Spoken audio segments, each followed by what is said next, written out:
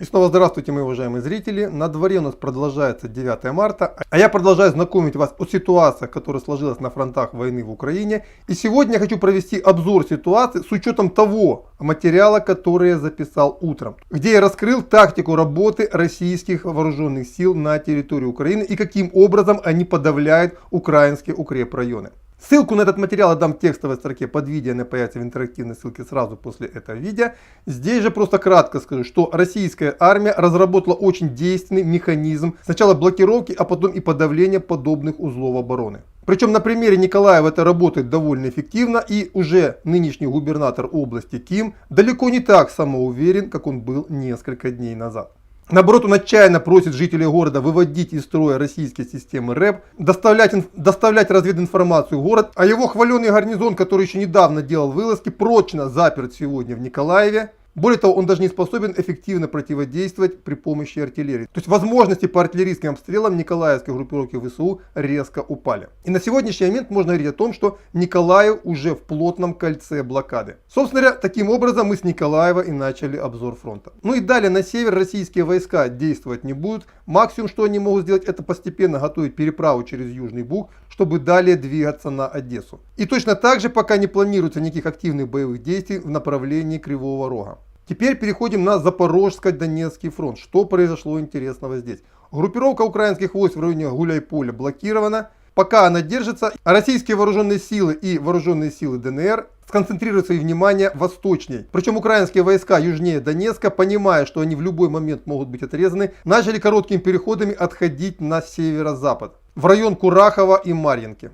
Теперь переходим на восточно-донбасское направление, а именно в Луганскую Народную Республику и восточную часть Донецкой Народной Республики, где войска Луганской Народной Республики очень успешно действуют против города Рубежный. Они уже вошли на территорию города, идут бои, а тем временем тяжелая техника Луганской Народной Республики, перегруппировавшись в районе Первомайского, начала наступательную операцию на север. Целью замкнуть окружение вокруг группировки украинских вооруженных сил в районе Рубежного, Лисичанска и Северодонецка. Вчера была взята Попасная, сегодня идут бои в районе Золотого. Итак, с этим направлением понятно. Но самое интересное событие сегодня и вчера происходили в районе Балаклеи и Изюма.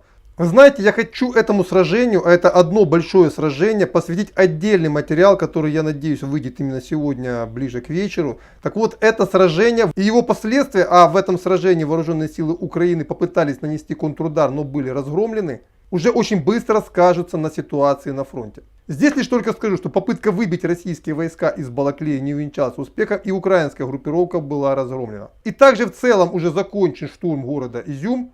В городе еще остаются некоторые украинские отряды, но они уже не мешают российским войскам переправляться на правый берег Северского Донца и двигаться дальше. И именно сегодня официально пришло сообщение о том, что войска ЛНР и Российской Федерации в этом районе объединились, то есть они встретились. Что мы и видим на карте. Но подчеркиваю, подробный обзор этого сражения, очень важного сражения, я вынесу в отдельный материал. Итак, с этим вопросом понятно. Ну и закончить бы я хотел этот обзор очень наглядным примером, каким образом работает тактика российских войск по подавлению украинских укрепрайонов на примере Киева. Помните, 24 февраля российская армия лихим таким вертолетным наскоком захватила аэродром Гостомеля, и это стало началом операции российских войск на правобережной Украине, имеется в виду северной ее части. Уже спустя сутки российские войска смогли пробиться к своим товарищам на аэродром, и была заложена первая база в городе Иванков. Ну а потом была многодневная жесткая борьба за Гостомель, Ирпень и Бучу. И помните, какое сильное, в том числе огневое поражение наносили российским войскам украинские артиллеристы.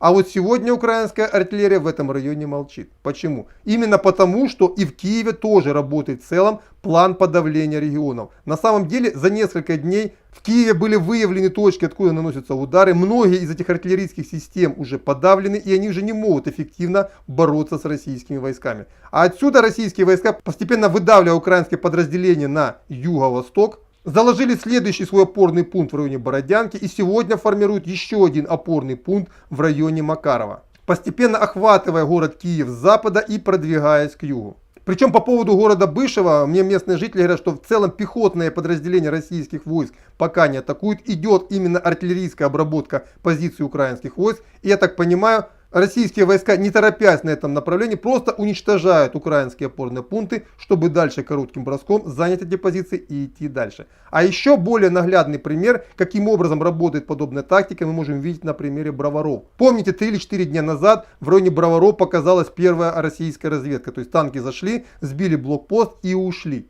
что позволило киевскому гарнизону объявить о том, что они отбили нападение. Но российская группировка только производила разведку. На протяжении следующих дней шло накопление сил. В районе Бобровицы была заложена новая опорная база. Была надежно перехвачена трасса Чернигов-Киев. А вот вчера произошло очень примечательное событие. Было видео из украинского села Богдановка, буквально на окраине Броваров, где российские части не атаковали село, они его зачищали. Почему это так важно? Это говорит о том, что здесь уже не фронт, это уже тыл. И российские войска готовятся закладывать здесь очередную опорную базу. Причем, обратите внимание, в районе Броваров украинская артиллерия никак себя не показывает. То есть очень похоже и очень много маркеров говорит о том, что в целом украинская артиллерийская группировка в районе Киева заметно ослаблена. Да, она еще не уничтожена, но заметно ослаблена. И именно это позволило перейти российским войскам к следующему этапу блокады Киева. Когда никакого серьезного огневого поражения блокирующей группировки украинские войска уже нанести не могут. И для Киева на самом деле это очень тревожный звоночек. Потому что, как показывает опыт предыдущих боев, для любого опорного пункта это предпоследняя его стадия. Потом идет стадия жесткой блокады и уничтожения. Но, как говорится, Киеву пока это еще не грозит. Вот это примерно то, что я хотел сказать в данном материале. И как вы увидели, что опираясь на те данные, которые я изложил в предыдущих материалах по поводу, каким образом выстроена тактика противодействия российским войскам со стороны ВСУ и, соответственно, контртактика российских войск против ВСУ, очень легко можно понять, что реально происходит на фронте. И почему та или иная сторона действует соответствующим образом и каким образом можно оценивать те или иные результаты. Надеюсь, я помог вам разобраться. На этом пока по этой теме у меня все. До свидания. Ждите вечернего обзора событий. Всего доброго.